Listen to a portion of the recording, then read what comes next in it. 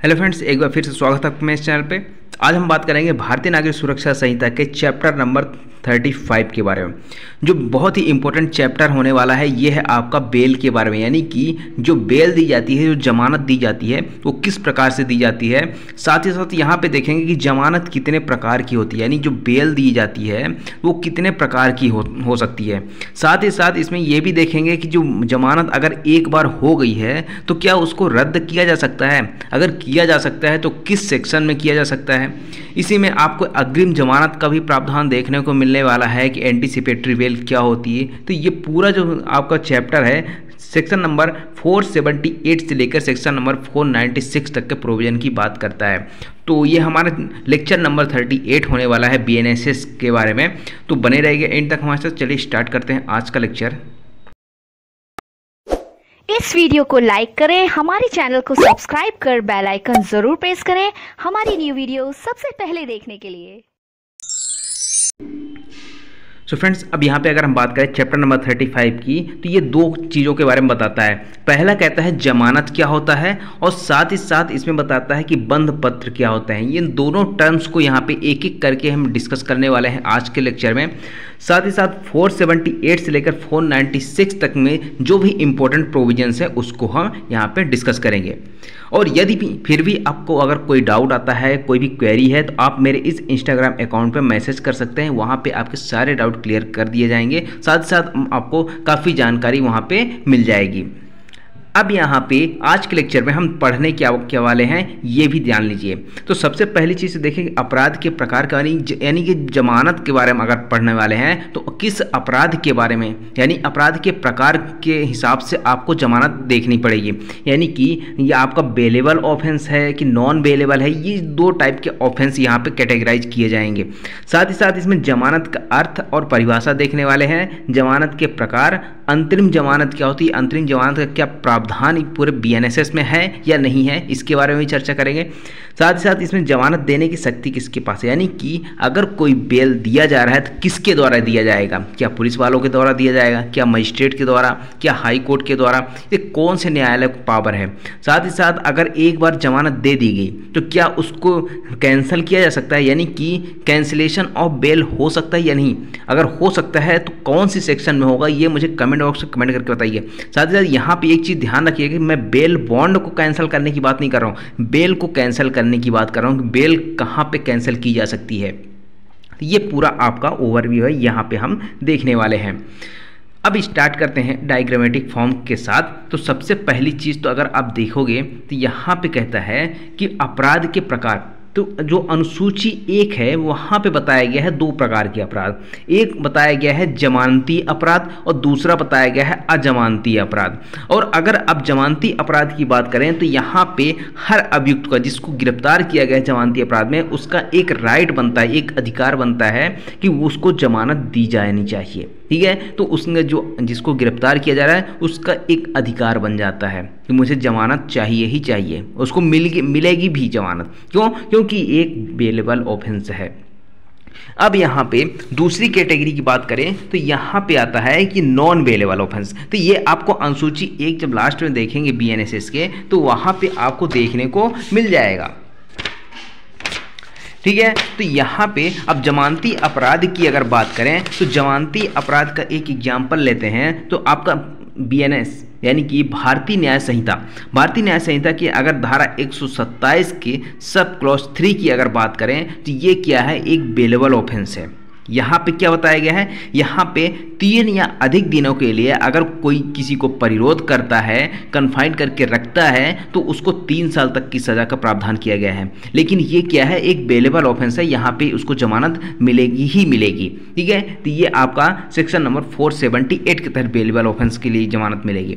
अब दूसरी चीज़ यहाँ पे बात करें अगर नॉन बेलेबल की यानी अजमानती अपराध की, तो यहाँ पे सेक्शन नंबर 480, 482 और 483 के तहत यहाँ पे बेल मिलती है। अब यहाँ पे इसका भी एक एग्जाम्पल देखो तो धारा 127 का सब क्लॉज 4 अगर बात करोगे वहाँ पे बताया गया है कि 10 या अधिक दिनों के लिए अगर कोई किसी को परिरोध करके रखता है, कन्फाइन करके रखता है, तो उसको 5 साल तक की सजा है। और यहाँ पे ये नॉन बेलेबल ऑफेंस है। यहाँ पे अभियुक्त का राइट नहीं है कि उसको जमानत दी ही जाएगी। ठीक है। ये विवेकाधीन होता है, ये मामले की परिस्थितियों के पर विचार करने के बाद न्यायालय यहाँ पर बताएगा कि इसको जमानत दी जानी चाहिए या नहीं दी जानी चाहिए। ठीक है, तो ये होता है आपका बेलेबल और नॉन बेलेबल ऑफेंस। अब यहाँ पे बात करें अगर जमानत की, जमानत हम पढ़ रहे हैं तो जमानत होता क्या है, तो यहाँ पे देखिए गिरफ्तार व्यक्ति को अभिरक्षा से मुक्त करना, यानी कि ऐसे व्यक्ति को जिसको गिरफ्तार किया गया है, कस्टडी में रखा गया है, उसको क्या करवाना, उसको वहाँ से आज़ाद करवाना, वहाँ से मुक्त करवाना ही क्या कहलाता है, एक जमानत कहलाता है।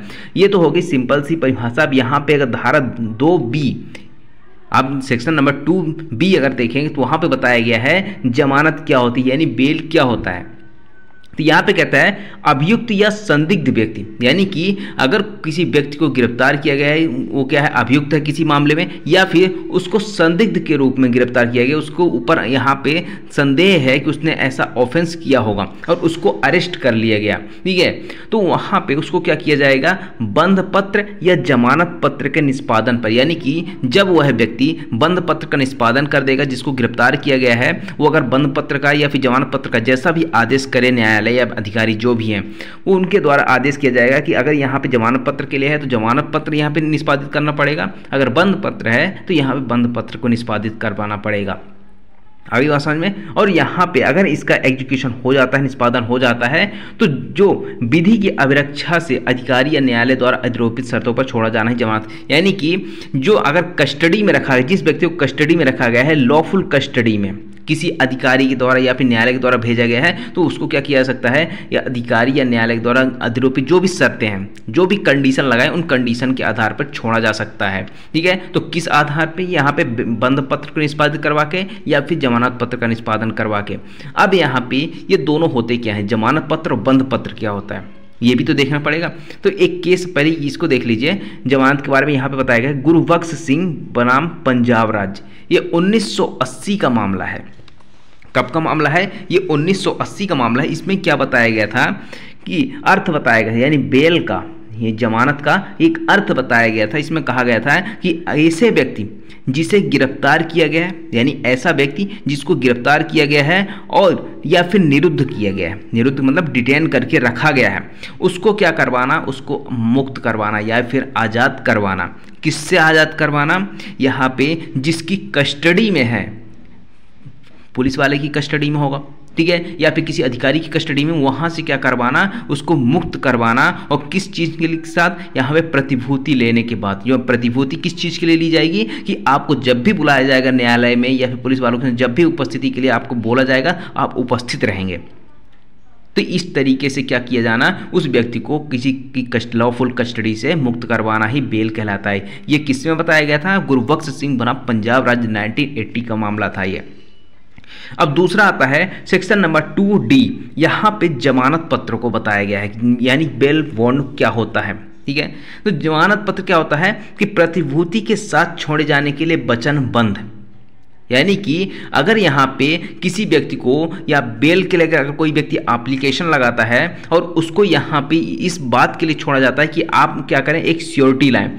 श्योरिटी किस चीज़ के लिए लाएंगे कि आपको जब भी हाजिर करवाया जाएगा आप हाजिर रहेंगे, अगर आप हाजिर नहीं रहेंगे तो श्योरिटी के ऊपर यहाँ पे दायित्व जाएगा। श्योरिटी यहाँ पे गारंटी लेता है ना, गारंटर है भाई, कि अगर मान लीजिए ए नाम का व्यक्ति है, इसको अरेस्ट किया गया और यहाँ पे जो सी नाम के कोर्ट है, यहाँ पे न्यायालय है सी, अब यहाँ पे न्यायालय के समक्ष ए को लाया गया और इसकी जमानत के लिए इसने एप्लीकेशन लगाई ए ने।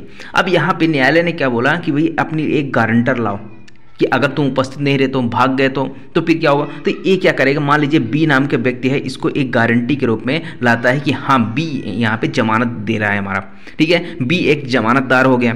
तो जब यहाँ पे बी उपस्थित होता है तो बी कहेगा न्यायालय से कि मैं ए को उपस्थित रखूँगा, ठीक है ना, हर जब भी बुलाया जाएगा तब भी यहाँ पे उपस्थित रखूंगा। अगर यहाँ पे उपस्थित नहीं रखेगा तो इसकी प्रॉपर्टी में से वसूला जाएगा, जो भी यहाँ पे जिस चीज़ के बेस पे यहाँ पे जमानत ली जा रही है उस बेस पे इसके ऊपर लायबिलिटी चली जाएगी। ठीक है, तो ये आता है आपका श्योरिटी के साथ अगर छोड़ा जा रहा है उसको जमानत पत्र कहा जाता है। और अगर बंद पत्र की बात करें तो प्रतिभूति की बिना, यानी बिना श्योरिटी के या पर्सनल बॉन्ड यहाँ पे भरवा के छोड़ा जा सकता है कि आपको जब भी बुलाया जाएगा तब आप यहाँ पे उपस्थित रहेंगे। ठीक है। तो अगर यहाँ पे एक चीज ध्यान रखिए, जब सियोरिटी के साथ यहाँ पे छोड़ा जा रहा है वचनबंध के साथ, यहाँ पे जमानत पत्र कहलाएगा 2D के अंतर्गत। और यहाँ पे अगर प्रतिभूति के बिना अगर छोड़ा जा रहा है सिर्फ पर्सनल बॉन्ड भरवाकर यानी व्यक्तिगत बंध पत्र भरवाकर, तो ये आपका 2E के अंतर्गत बंध पत्र कहलाता है। आई होप आपको जमानत पत्र और बंध पत्र में तीनों में अंतर समझ में आ गया होगा। ठीक है। तो जमानत का मतलब कुछ छोड़ा जाना, और जमानत किस आधार पर छोड़ा जाएगा, जमानत पत्र के निष्पादन पर या फिर बंध पत्र के निष्पादन पर। और जमानत पत्र क्या होता है कि विद सियोरिटी छोड़ा जाता है, और बंध पत्र का मतलब बिना सियोरिटी के, ठीक है, व्यक्तिगत बंध पत्र पर छोड़ दिया जाता है।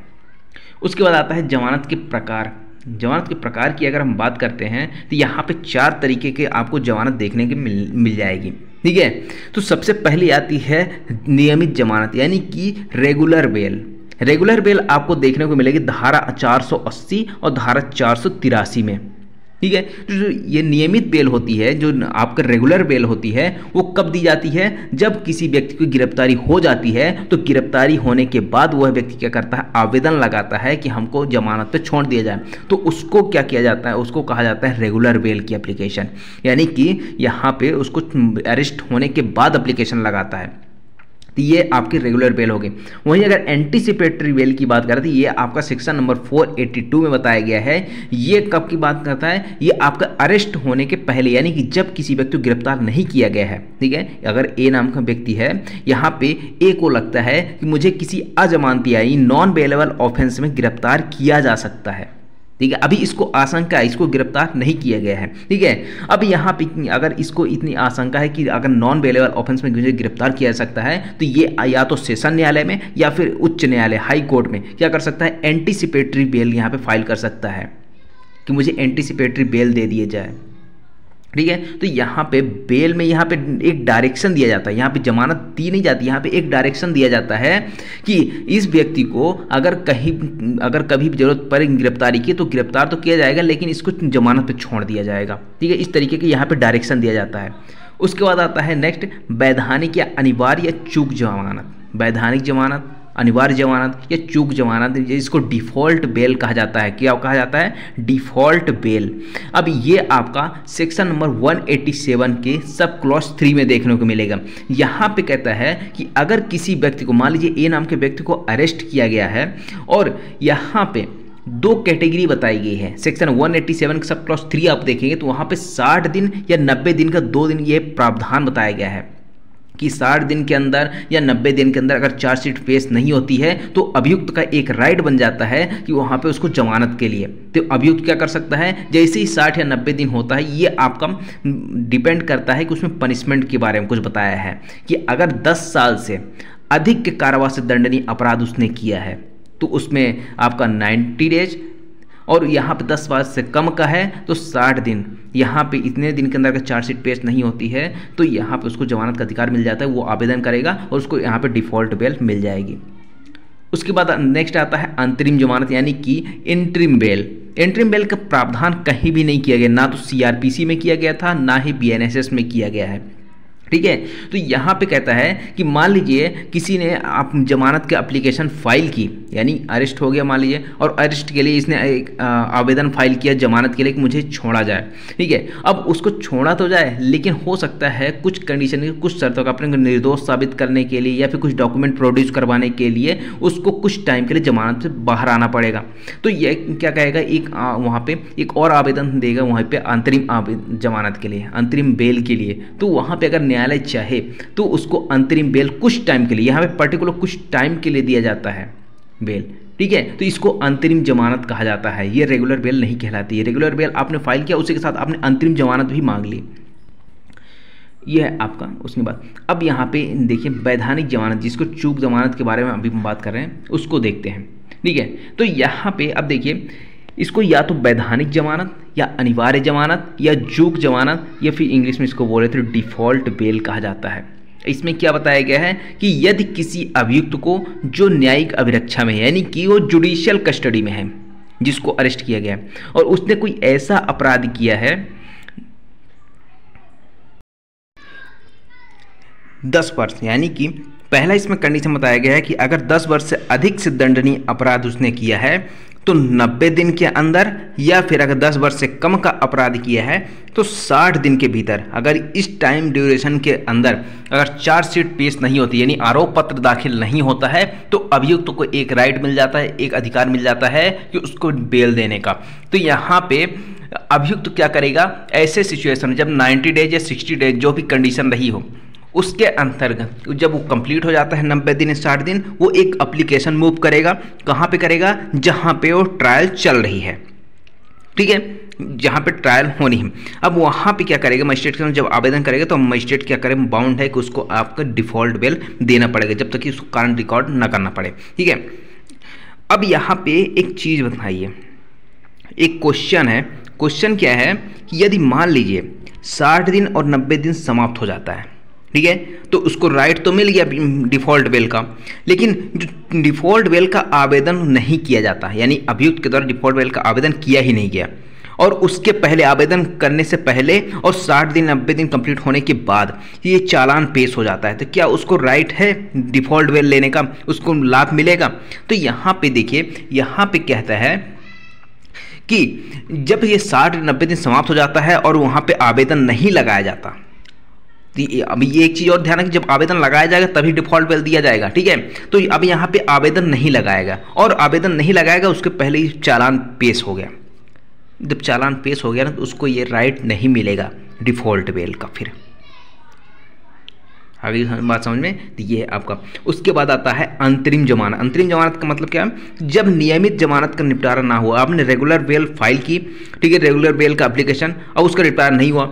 अब जो अभियुक्त है उसको कुछ दस्तावेज मान लीजिए पेश करने हैं, या फिर अपने को निर्दोष साबित करना है, तो उसके लिए एक टाइम मांगता है, ठीक है ना, कुछ टाइम।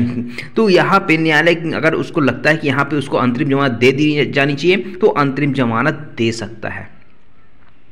ये है आपका। उसके बाद अगर गिरफ्तारी के खिलाफ अगर संविधान में कुछ प्रावधान की बात करें, तो 3 अनुच्छेद आपको देखने को मिलेंगे। अनुच्छेद 20 ये कहता है कि अंधाधुंध गिरफ्तारी से सुरक्षा प्रदान करना, यानी जो बहुत अंधाधुंध गिरफ्तारी होती है उससे सुरक्षा प्रदान करता है। आर्टिकल नंबर 21 यहाँ पे कहता है कि जीवन और व्यक्तिगत स्वतंत्रता की सुरक्षा प्रदान करता है। आपको जीवन जीने का अधिकार है, इसमें बहुत सारे अधिकार आर्टिकल 21 देखने को मिल जाएंगे, ठीक है। तो यहाँ पे किसी व्यक्ति नज़रबंदी भारत के संविधान के अनुच्छेद 21 के तहत गारंटीकृत जीवन और स्वतंत्रता के अधिकार का उल्लंघन करनी है, ठीक है। ये भी आपको संबंधित है। अनुच्छेद 22 ये भी आपको गिरफ्तारी या नज़रबंदी के खिलाफ सुरक्षा प्रदान करता है, ये भी आपको देख मिल जाएगा इसमें, ठीक है। अब बात करते हैं जमानत कौन दे सकता है, ठीक है। तो जमानत कौन दे सकता है, इसके बारे में हमें 3 यहाँ पे आपका डायग्राम के फॉर्म में यहाँ पे देख रहे हैं।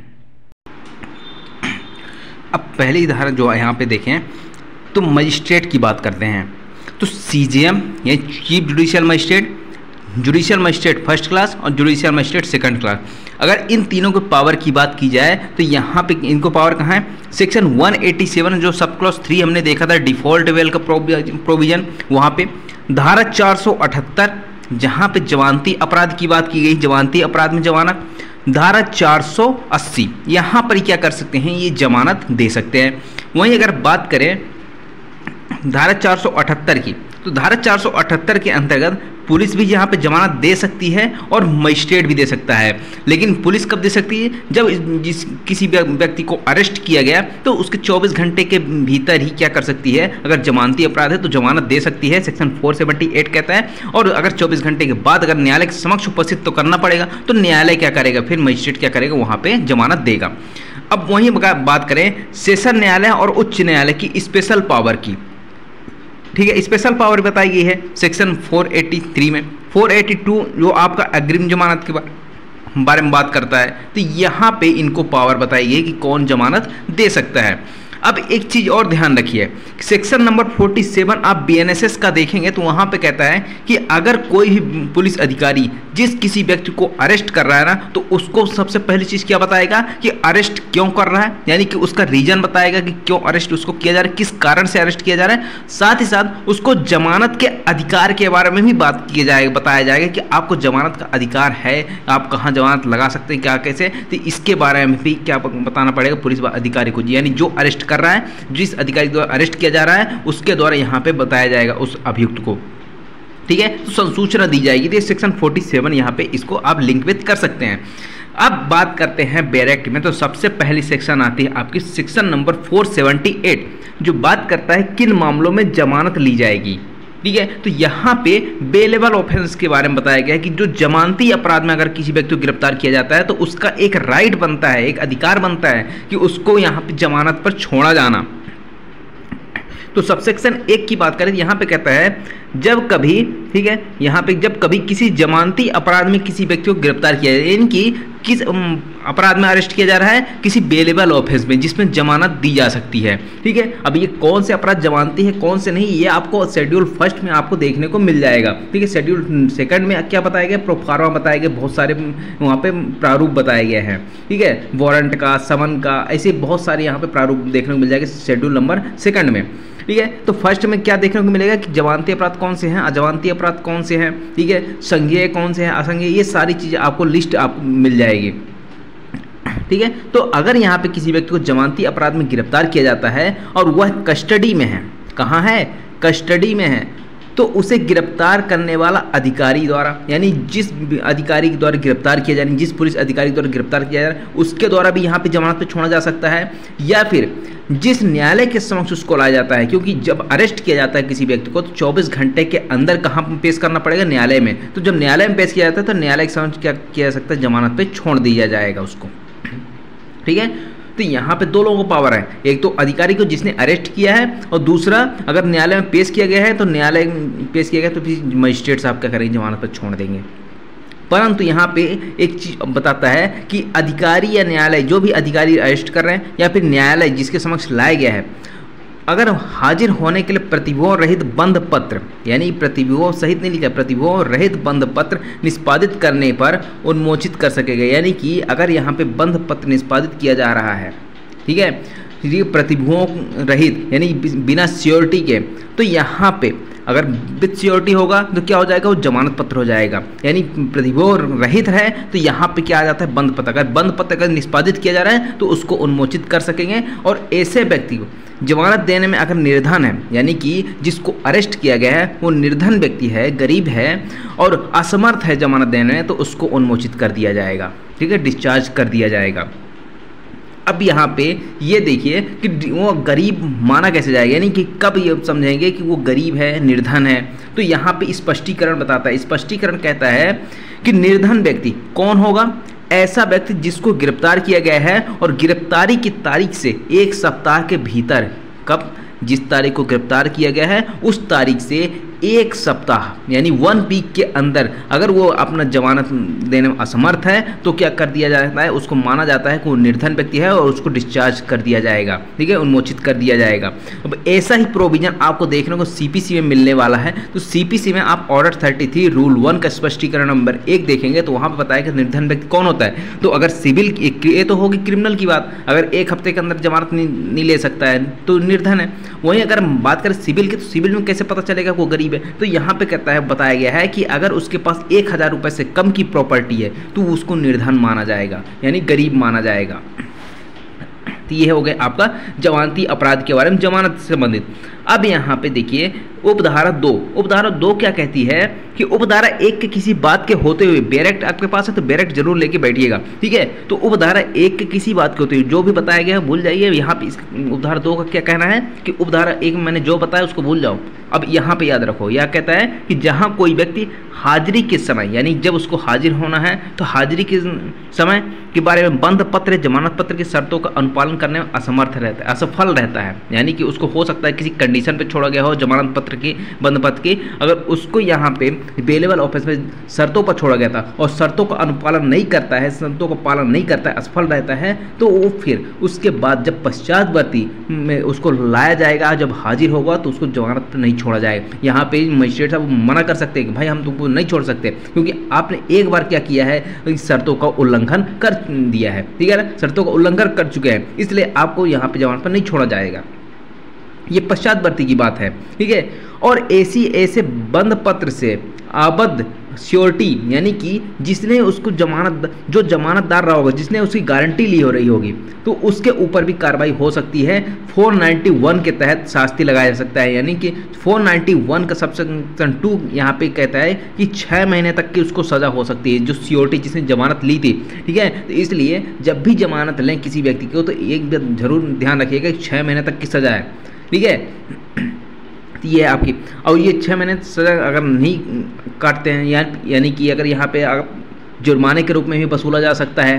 ठीक है, तो सेक्शन नंबर 491 का सब क्लॉज 4 कहता है, एक चीज़ और ध्यान रखिए इस सेक्शन में, यहाँ पे कहता है कि जो श्योरिटी है, ठीक है, मान लीजिए यहाँ एक जमानत का आवेदन लगाता है, न्यायालय ने आदेश किया कि आप श्योरिटी लेके आई, तो ए ने किसको लाया, बी को लेके आया, बी ने इसकी ए की जमानत ली, तो बी कौन हुआ, श्योरिटी हो गया। तो जब बी श्योरिटी हो गई, ठीक है, तो जब बी है अगर उसकी मृत्यु हो जाती है, यानी कि संपहरण होने से पहले उसकी मृत्यु हो जाती है, जमानतदार की मृत्यु हो जाती है, तो उसकी बी की जो लायबिलिटी है पूरी तरह से उन्मोचित हो जाएगी।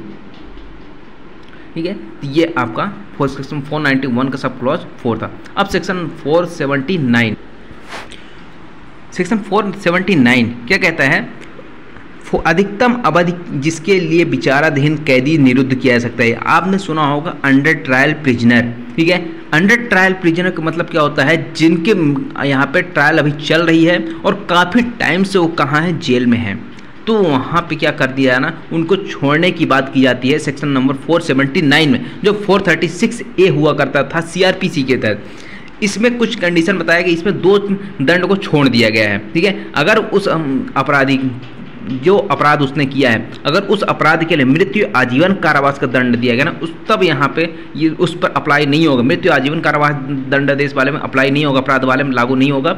उसके अलावा अगर किसी अपराध में अन्वेषण, जांच या विचारण की अवधि के दौरान, यानी कि अन्वेषण चल रहा है, जांच हो रही है, विचारण चल रहा है, और उस दौरान जो है जो अभियुक्त है, जो आरोपी है, वो अधिकतम अवधि, यानी कि जो अपराध उसने किया उस अपराध के लिए अधिकतम अवधि मान लीजिए 3 साल है। ठीक है, और वहाँ पे उस विधि के अधीन उस अपराध के लिए दिया गया है आधे से अधिक अवधि के लिए निरोध भोग चुका है। जैसे मान लीजिए 3 साल अधिकतम था, ठीक है, और 3 साल का आधा कितना होगा, 1.5 ईयर्स, यानी 1.5 साल। तो 1.5 साल से ज़्यादा अगर उसने निरोध भोग लिया, डिटेन हो चुका है, जेल में रह चुका है और अभी भी ट्रायल चल रही है, तो उसको जमानत पर छोड़ दिया जाएगा। ठीक है, वो उसका राइट बन जाएगा यहाँ पे। तो अगर जितना अधिकतम की बात कर रहा है, ठीक है, मान लीजिए किसी अपराध में लिखा है कि 7 साल से 10 साल तक सज़ा हो सकती है, और तो यहाँ पे अधिकतम कितना है, अधिकतम 10 साल। तो 10 साल का अगर आधे से अधिक उसने भोग लिया है और अभी भी ट्रायल चल रही है, तो वहाँ पे क्या कर दिया जाएगा, उसको जमानत पर छोड़ दिया जाएगा। परंतु यहाँ पे कहता है कि यदि मान लीजिए कोई ऐसा व्यक्ति है जो फर्स्ट टाइम ऑफेंडर है, ठीक है, फर्स्ट टाइम ऑफेंडर का मतलब पहली बार उसने अपराध किया है और उसने 1/3 यहाँ पे निरुद्ध रह चुका है, 1/3 यहाँ पे जेल में काट चुका है। जो अपराध उसने किया था उस अपराध का जो अधिकतम अवधि का दंड था, उस दंड का 1/3 भाग, 1/3 भाग उसने जेल में काट चुका है। तो यहाँ पे क्या किया जाएगा, उसको बंद पत्र पर छोड़ दिया जाएगा। ठीक है, बंद पत्र मतलब पर्सनल बॉन्ड उससे भरवा लिया जाएगा, उसको छोड़ दिया जाएगा। परंतु एक और यहाँ पे 3 परंतु बताए गए, 3 प्रोविजन बताए गए हैं। दूसरा परंतु कहता है कि अगर आधी अवधि से दीर्घतर अवधि के लिए निरोध जारी रख सकेगा न्यायालय। ठीक है, लेकिन यहाँ पे क्या है कि अगर मान लीजिए आधे से अधिक अवधि इसमें भोग लिया तो यहाँ पे जमानत का राइट तो मिल गया, लेकिन यहाँ पे कहता है कि अगर पब्लिक प्रोसिक्यूटर को सुना गया और पब्लिक प्रोसिक्यूटर ने जो भी बताया और उससे न्यायालय को लगा कि नहीं अभी तो इसकी जो निरोध की अवधि उसको जारी रखना चाहिए, तो फिर वहाँ पे उसको जमानत पर नहीं छोड़ा जाएगा। उसके बाद आता है परंतु यहाँ पे कहता है अन्वेषण, जांच या विचारण के दौरान कारावास की अधिकतम अवधि से अधिक के लिए निरुद्ध नहीं किया जाएगा। यानी कि अगर मान लीजिए किसी व्यक्ति ने ऐसा अपराध किया जिसके लिए अधिकतम 5 साल की सज़ा है और उसने मान लीजिए 5 साल भोग लिया, 5 साल जेल में काट चुका है वो, तो यहाँ पे ये 5 साल से अधिक जेल में नहीं काटेगा, भले ही ट्रायल चल रही हो, सज़ा हो, कुछ भी हो। मान लीजिए 5 साल तक उसने भोग लिया कारावास और यहाँ पे ट्रायल चल रही है, अब ट्रायल चला, जजमेंट हुआ, मान लीजिए 2 साल की उसमें सज़ा सुनाई, तो भाई इसने तो 5 साल पहले ही भोग लिया ना, तो यहाँ पे जितना अधिकतम कारावास किस बताया गया है उस अपराध के लिए, उससे अधिक के लिए उसको यहाँ पे नहीं रखा जाएगा कारावास में।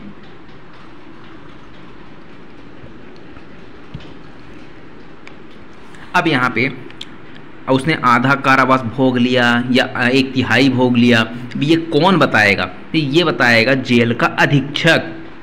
ये अब जुड़ा है सीआरपीसी में ही था, ठीक है। यहाँ पे कहता है जो जेल का अधीक्षक है ना, तो वो बताएगा, एक रिपोर्ट सबमिट करेगा कि अभियुक्त ने ऐसे अपराध, जो उसने अपराध किया था उसके अधिकतम अवधि के आधा भाग या फिर अधिकतम जो अपराध का लिए दंड है उसका 1/3 भाग पूर्ण हो चुका है और वो जमानत पर निर्मुक्त करने के लिए रेडी है। तो यहाँ पे उपधारा 1 के अधीन कार्रवाई करने के लिए ना न्यायालय को तुरंत यहाँ पे लिखित में आवेदन करेगा। कौन करेगा? ये जेल का अधीक्षक करेगा। ये एक रिपोर्ट सबमिट करेगा कि यहाँ पे इसको जमानत पर छोड़ा जा सकता है। तो ये जेल के अधीक्षक का काम है। तो ये है आपका, ठीक है, विचाराधीन कह दिए अंडर ट्रायल प्रिजनर के बारे में।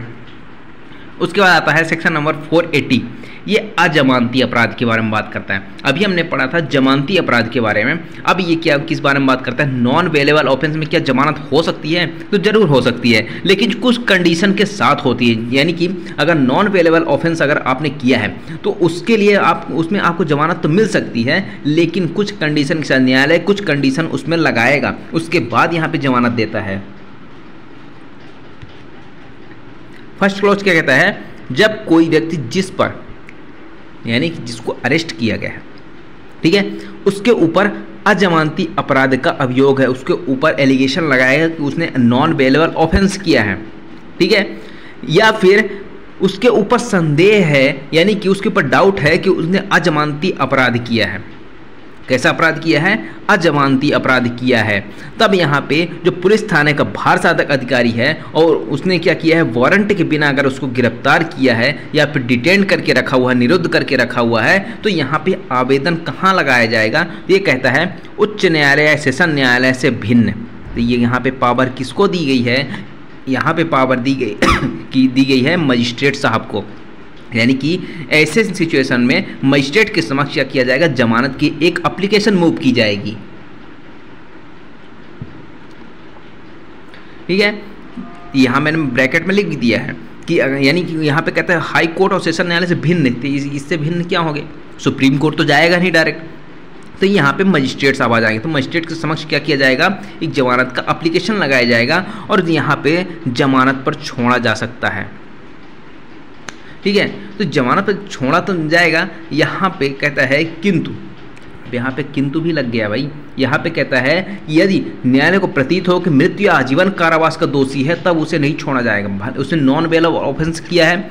अब नॉन बेलेबल ऑफेंस तो किया है उसने,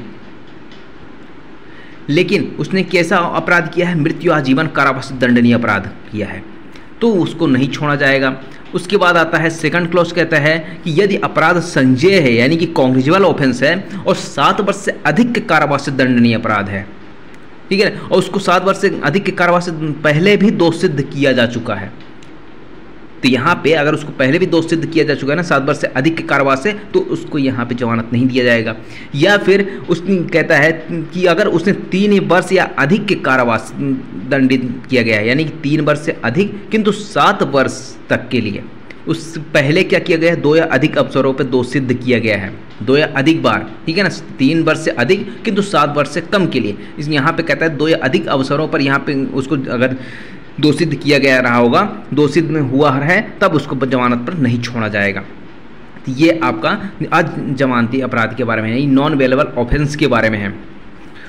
परंतु यहाँ पे कहता है कि जो उपधारा, हम ये फर्स्ट और सेकंड पढ़ चुके हैं ना, तो ये फर्स्ट और सेकंड में क्या कर दिया जाएगा? यहाँ पर उसको छोड़ा जा सकता है, लेकिन कब? जब जो अभियुक्त है, जो एक्यूज्ड है, वो कोई बालक है। बालक कौन होगा? जो 18 वर्ष से कम का होगा, तो उसको यहाँ पे छोड़ा जा सकता है। कोई महिला है तो उसको यहाँ पे नॉन बेलेबल ऑफेंस है तो वहाँ पे छोड़ा जा सकता है। कोई रोगी है, बहुत ज़्यादा बीमार रहता है, कोई शिथिलांग व्यक्ति है, उसको यहाँ पे छोड़ा जाएगा, ठीक है। न्यायालय यहाँ पे छोड़ सकता है, छोड़ सकेगा लिखा है, ठीक है ना। यहाँ पे जरूरी नहीं कि छोड़ेगा ही, यहाँ पे छोड़ सकता है। परंतु यहाँ पे कहता है कि अभियुक्त की आवश्यकता अन्वेषण में साक्षियों द्वारा पहचानने के लिए या प्रथम 15 दिन से अधिक पुलिस की अभिरक्षा के लिए है, तो ये जमानत नामंजूर करने का कोई पर्याप्त। अगर मान लीजिए अभियुक्त ने क्या किया? जमानत की एप्लीकेशन लगाई और जमानत का एप्लीकेशन लगाने के बाद पुलिस वाले क्या कर रहे हैं या फिर प्रोसिक्यूशन क्या कह रहा है, नहीं इसमें तो क्या है कि इनको जमानत नहीं दी जानी चाहिए। क्यों नहीं दी जानी चाहिए? क्योंकि इनके साक्षियों द्वारा पहचान करवानी है, ठीक है। तो ये कोई आधार नहीं है जमानत नामंजूर करवाने का। या फिर यहाँ पे ये बहाना बनाते हैं कि नहीं इसको 15 दिन से अधिक पुलिस की कस्टडी चाहिए, इसलिए इसको जमानत ना दी जाए। तो ये भी कोई ग्राउंड्स नहीं है जमानत नामंजूर करने के लिए। यहाँ पे जमानत दी जा सकती है। अगली बात समझ में, तो ये आपका सब सेक्शन 2 है। ये नॉन बेलेबल ऑफेंस की बात हो रही है, ठीक है। सब सेक्शन नंबर 3 यहाँ पे कहता है थर्ड नंबर यहाँ पे कहता है जब कोई व्यक्ति जिस पर ऐसे कारावास से जिसकी अवधि, अब यहाँ पे कुछ ऐसे अपराध बताए गए हैं जहाँ पर बेल तो होगी लेकिन कुछ कंडीशन के साथ होगी, ठीक है। तो ऐसे कौन से अपराध हैं? यहाँ पे कहता है कि 7 वर्ष तक या उससे अधिक के कारावास से दंडनीय अगर अपराध कोई किया गया है तो उसमें, या फिर भारतीय न्याय संहिता के अध्याय 6, 7 या अध्याय 17 के अधीन अगर ऑफेंस किया गया है तब, या फिर ऐसे ऑफेंसेस, ये जो ऊपर 2 पॉइंट बताया कि ऐसे ऑफेंसेस का दुष्प्रेरण किया गया है, षड्यंत्र किया गया है या प्रयत्न करने का अभियोग है या फिर संदेह है, तब यहाँ पे उपधारा 1 के दिन जब जमानत पर छोड़ा जाएगा, ये न्यायालय जब जमानत पर छोड़ेगा, बेल देगा, तो यहाँ पे निम्न कंडीशन लगाएगा।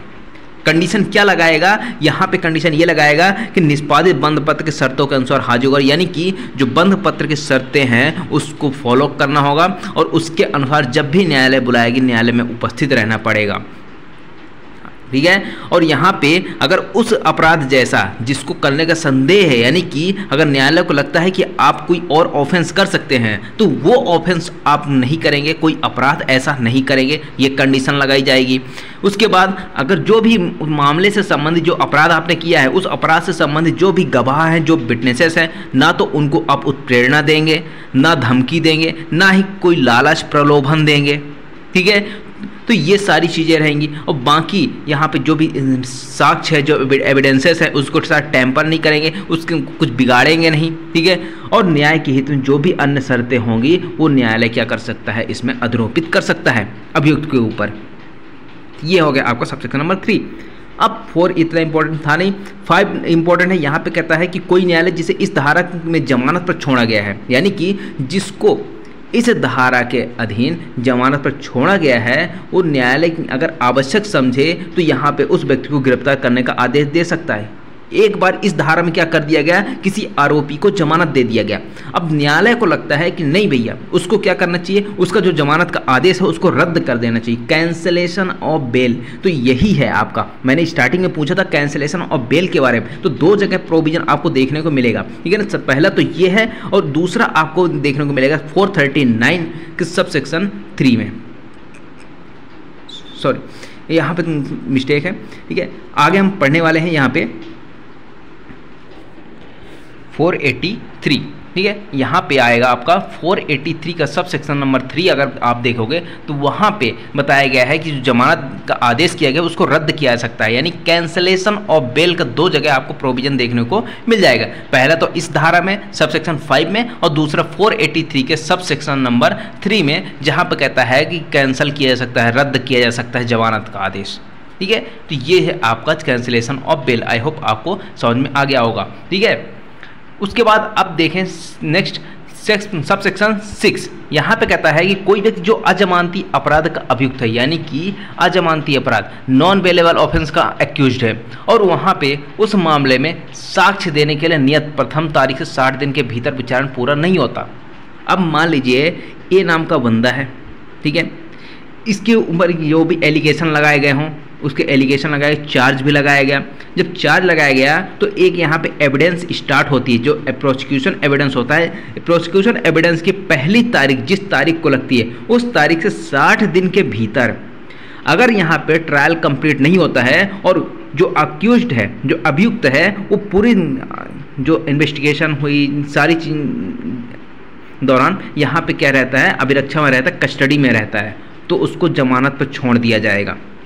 एक यहाँ पे भी इसको लाभ मिल जाता है अभियुक्त को, ठीक है। यानी जब इन्वेस्टिगेशन हुआ, इंक्वायरी चल रही है, ट्रायल चल रहा है और पूरे इंक्वायरी ट्रायल के दौरान वो कहाँ अभिरक्षा में रहा है, तो भी यहाँ पे उसको जमानत पर छोड़ दिया जाएगा। लेकिन कब? जब एविडेंस के लिए जो प्रथम तारीख नियत की जाती है, उस प्रथम तारीख यानी पहली जो तारीख होती है उससे 60 दिन के अंदर अगर ट्रायल कंप्लीट नहीं होता तब की बात करता है।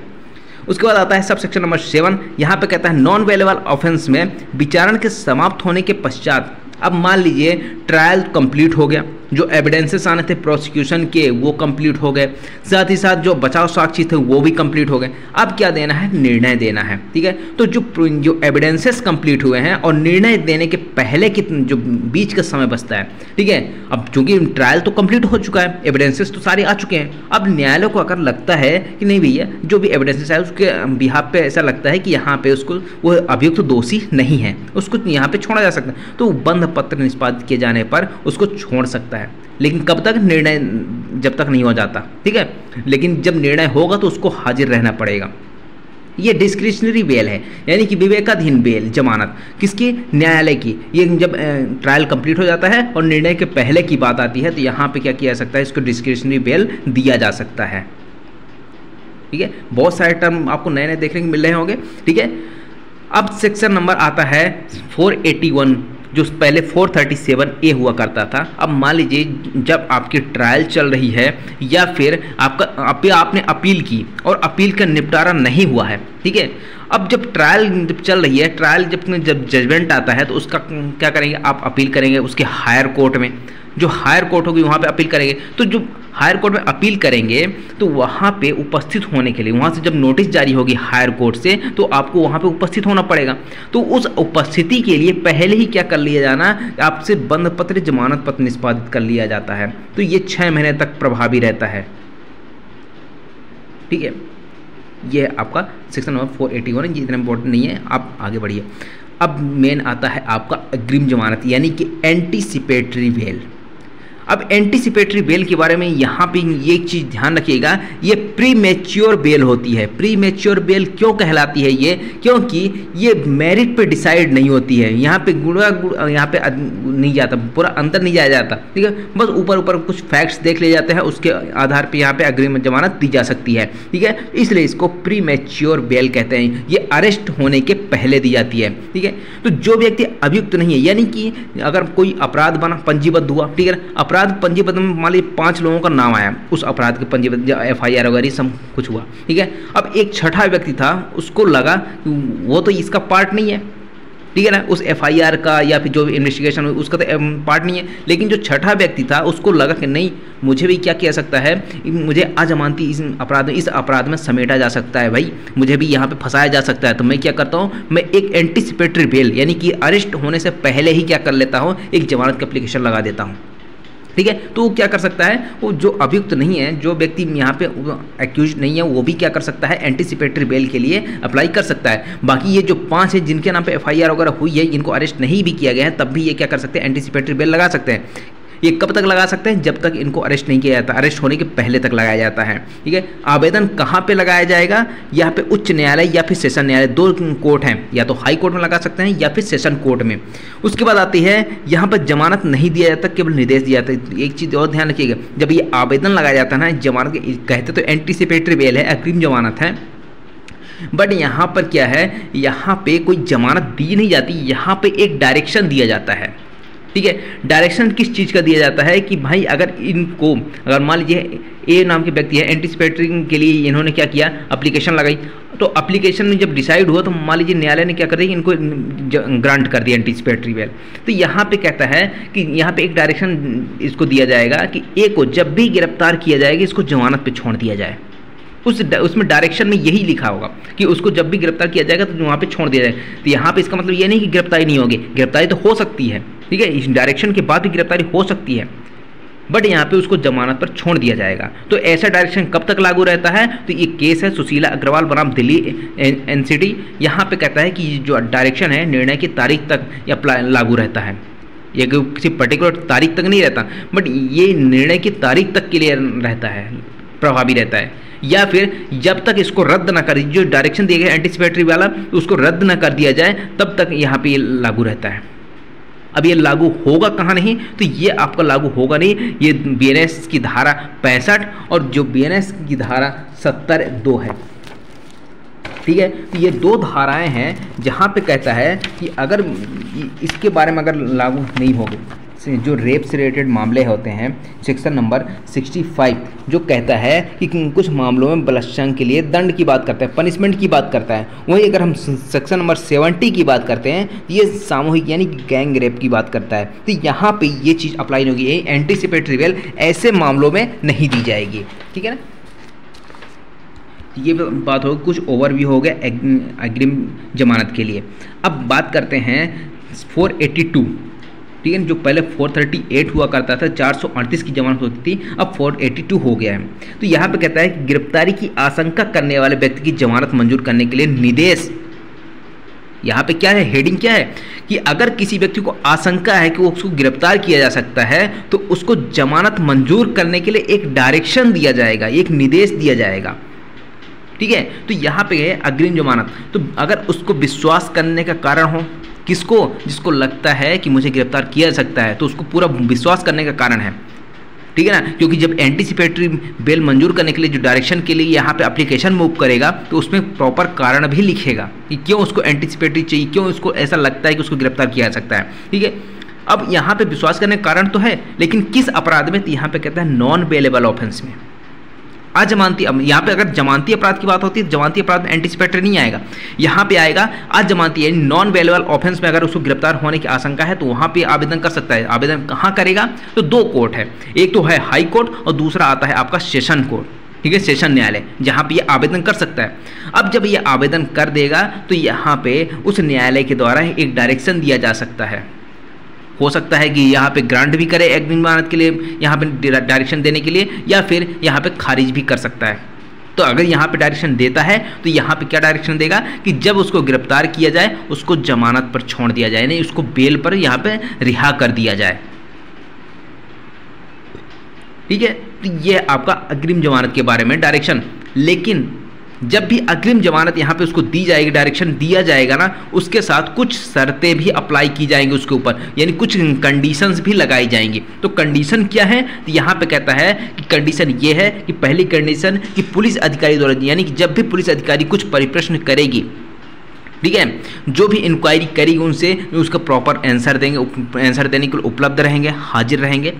मामले से संबंधित जो भी गवाह हैं उनको प्रेरणा, धमकी, वचन या किसी प्रकार के धमकी वगैरह नहीं देंगे। न्यायालय की पूर्व अनुमति के बिना भारत नहीं छोड़ेंगे, यानी भारत से बाहर नहीं जा सकते जब तक न्यायालय की अनुज्ञा ना हो। और फिर अन्य शर्तें जो भी न्यायालय चाहे वो उसके ऊपर आरोपित कर सकती है। वो मामले की परिस्थितियों के अनुसार डिपेंड करता है कि मामले की परिस्थितियाँ क्या हैं। ठीक है, तो ये एंटीसिपेटरी बेल के लिए डायरेक्शन हो गई, और डायरेक्शन के साथ क्या कंडीशन है वो भी आपकी हो गई। अब 3rd नंबर आता है, यहाँ पे कहता है कि जमानत आदेश के पश्चात, यानी जो डायरेक्शन दिया गया उस डायरेक्शन के पश्चात अगर किसी व्यक्ति को यदि वारंट के बिना गिरफ्तार किया जाता है और वह जमानत देने के लिए तैयार है, यानी कि जिस व्यक्ति को एंटीसिपेटरी बेल के लिए डायरेक्शन दिया गया था, निर्देश दिया गया था, और उसको वारंट के बिना अगर गिरफ्तार कर लिया गया, ठीक है, तो अगर वह व्यक्ति जिसको गिरफ्तार किया गया है वो जमानत देने के लिए तैयार है तो उसको जमानत पर छोड़ दिया जाएगा। किंतु यहाँ पे एक चीज़ और कहता है कि यदि मान लीजिए उस मजिस्ट्रेट के द्वारा यह विनिश्चित किया जाता है कि उस व्यक्ति के विरुद्ध प्रथम बार वारंट जारी किया जाना चाहिए, तो वारंट तो जारी करेगा लेकिन जमानती वारंट जारी करेगा। ठीक है, अजमानती वारंट नहीं करेगा, यहाँ पे जमानती वारंट करेगा। अगर उसको करना भी, उसको लगता है कि करना चाहिए, तो एक बार तो उसको हमारे समक्ष लाया जाना चाहिए, तो उसको जमानती वारंट के जारी किया जाएगा और उसको प्रॉपर लगाया जाएगा न्यायालय के समक्ष।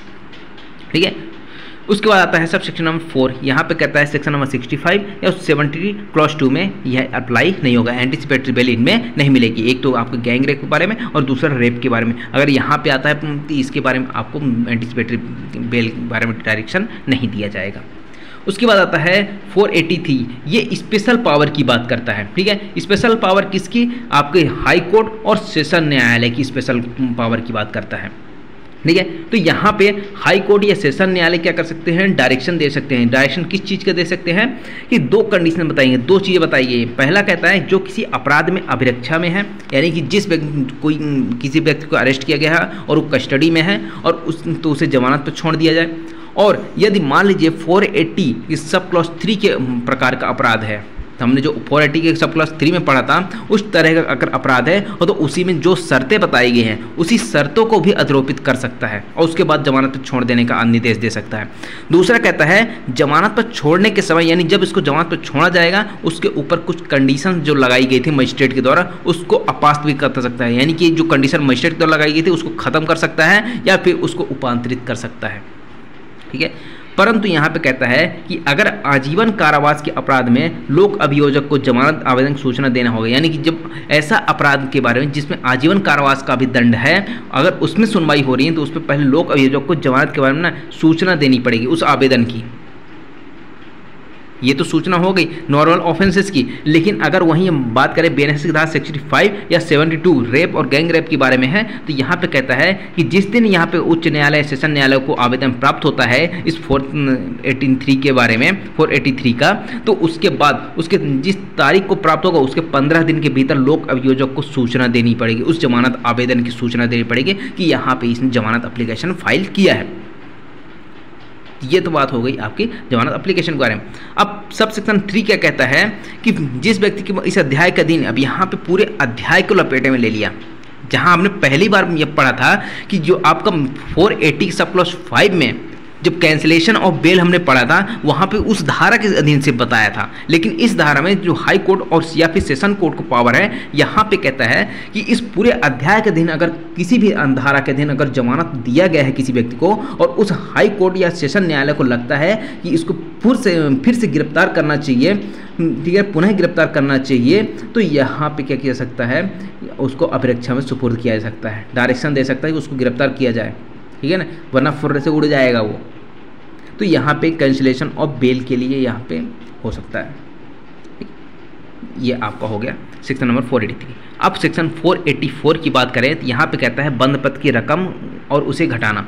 अगर मान लीजिए जो आपने बंध पत्र भरा विदाउट श्योरिटी वाला, ठीक है, उसमें जो रकम भरनी थी आपने भर तो दिया, यहाँ पे कहता है कि रकम जितनी भी चाहे उतनी कर लो लेकिन अत्यधिक नहीं होनी चाहिए। न्यायालय जो डायरेक्शन देगा ना कि इतनी रकम का, तो बहुत ज़्यादा नहीं होना चाहिए, अत्यधिक नहीं होना चाहिए, परिस्थितियों को ध्यान में रख कर किया जाना चाहिए। और यहाँ पे हाई कोर्ट या सेशन कोर्ट क्या कर सकता है, जो मजिस्ट्रेट है या पुलिस अधिकारी ने जो जमानत की रकम बताई है उसको क्या क्या किया सकता है, उसको घटाया जा सकता है। किसके द्वारा घटाया जा सकता है, दो कोर्ट को पावर है, पहला हाई कोर्ट और दूसरा सेशन कोर्ट। तो जो यहाँ पे बंध पत्र रकम है उसको घटाने की बात आती है तो उसको घटाया भी जा सकता है, लेकिन घटाने का जो पावर है सिर्फ दो ही लोगों को है, हाई कोर्ट या सेशन कोर्ट को पावर है। उसके बाद आता है प्रतिभूओं का उन्मोचन, यानी कि जिस व्यक्ति ने जमानत ली है किसी व्यक्ति की, ठीक है, ए को अरेस्ट किया गया था, ए को छुड़ाने के लिए बी आया, बी बोलता है नहीं मैं तो इसको हाजिर रखूंगा, मैं इसकी जमानत ले रहा हूँ। बी कौन हो गया, श्योरिटी हो गया। तो बी के बारे में ये प्रावधान है 489 जो आपका सेक्शन 444 में हुआ करता था पहले सीआरपीसी में। अब यहाँ पे कहता है कि जमानत पर छोड़े गए व्यक्ति की हाजिरी के लिए, किसके बारे में, जमानत पर छोड़े गए व्यक्ति की हाजिरी के लिए प्रतिभू अपने को प्रभावोन्मुक्त किए जाने के लिए किसी समय मजिस्ट्रेट से आवेदन कर सकता है। भाई बी ने क्या किया था, एक की जमानत लिया था, अब बी अगर चाहता है कि मैं इसकी जमानतदार नहीं रहना चाहता तो बी क्या कर सकता है, एक एप्लीकेशन लगा सकता है 489 फर्स्ट सब सेक्शन 1 की एक एप्लीकेशन लगाया कि मुझे प्रभाव से उन्मुक्त किया जाए, ठीक है, मुझे अब जमानतदार नहीं रहना है इसका, तो यहाँ पे आवेदन कर सकता है। अब जैसे ये आवेदन करता है तो जो मजिस्ट्रेट है वो गिरफ्तारी का वारंट जारी करेंगे, किसके बारे में, जिसको छोड़ा गया था, यानी ए को छोड़ा गया था तो ए की यहाँ पे गिरफ्तारी वारंट जारी करेंगे, इसको हमारे समक्ष वापस लाया जाए। अब यहाँ पे ए है, ए से नया प्रतिभू की डिमांड की जाएगी कि आप नया श्योरिटी लेके आइए, ठीक है, जब तक नहीं लाता तब तक इसको जमानत नहीं दी जाएगी। उसके बाद आता है मान लीजिए जो बंध पत्र है, ठीक है, जो उसमें संपरित कर लिया जाता है, यानी जो रकम भरी गई थी उसमें अगर वो कंडीशन फुलफिल नहीं किया जाता तो उसमें क्या करने के बारे में यहाँ पे कहता है, जब बंध पत्र संपरित कर लिया जाता है तो बंध पत्र से आबद्ध व्यक्ति, बंध पत्र से आबद्ध व्यक्ति कौन होगा, जो श्योरिटी होगा, श्योरिटी वगैरह होगा, ठीक है, जो अभी आबद्ध होगा, उससे अपेक्षा कर सकता है कि उसकी शास्ति दे, यानी कि उसको पेनाल्टी लगा सकता है, या फिर यहाँ पे ये कारण दर्शित करने के लिए नोटिस जारी कर सकता है कि क्यों आपके ऊपर पेनाल्टी नहीं लगाई जानी चाहिए, ठीक है। दूसरा आता है यदि कारण दर्शित नहीं किया जाता, यानी ऐसे कारण दर्शित करने के लिए जो नोटिस जारी किया गया है और उसका कारण नहीं दर्शित किया जाता तो उसके ऊपर शास्ति लगाई जा सकती है। और जो उसकी शास्ति लगाई जाएगी उसकी वसूली कैसे होगी, जुर्माने की तरह होगी। दूसरा आता है यहाँ पे परंतु कहता है यदि पूर्वोक्त रूप से वसूल नहीं किया जा सकती, यानी कि अगर पेनाल्टी जो लगाई गई थी जुर्माने के वसूल करने के लिए अगर वो वसूल नहीं हो पाती तो उसको सज़ा होगी कितने 6 महीने तक के सिविल कारागार में डाला जा सकता है। ठीक है, ये सिविल कारागार की बात कर रहा है। उसके बाद आता है यदि मान लीजिए प्रतिभू बंधपत्र का संप्रण करने के पूर्व मर जाता है तो उसकी जो संपदा है वो क्या हो जाएगी, उसकी जो संपत्ति है वो उन्मोचित हो जाएगी। फिर उसके जो अभियुक्त है उसको नया सियोरिटी लाना पड़ेगा। ये इम्पोर्टेंट था कुछ बेल के प्रावधान में, बेल और बेल बॉन्ड के बारे में। तो आई होप आपको समझ में आया होगा। तो मिलते हैं अगले लेक्चर में जहाँ पे हम डिस्पोजिशन ऑफ प्रॉपर्टी के बारे में पढ़ेंगे, संपत्ति के बैन के बारे में पढ़ेंगे। बहुत ही इंपॉर्टेंट वो भी टॉपिक होने वाला है। ठीक है, शेयर करिएगा अपने दोस्तों के साथ और लाइक करिएगा हमारे वीडियो को।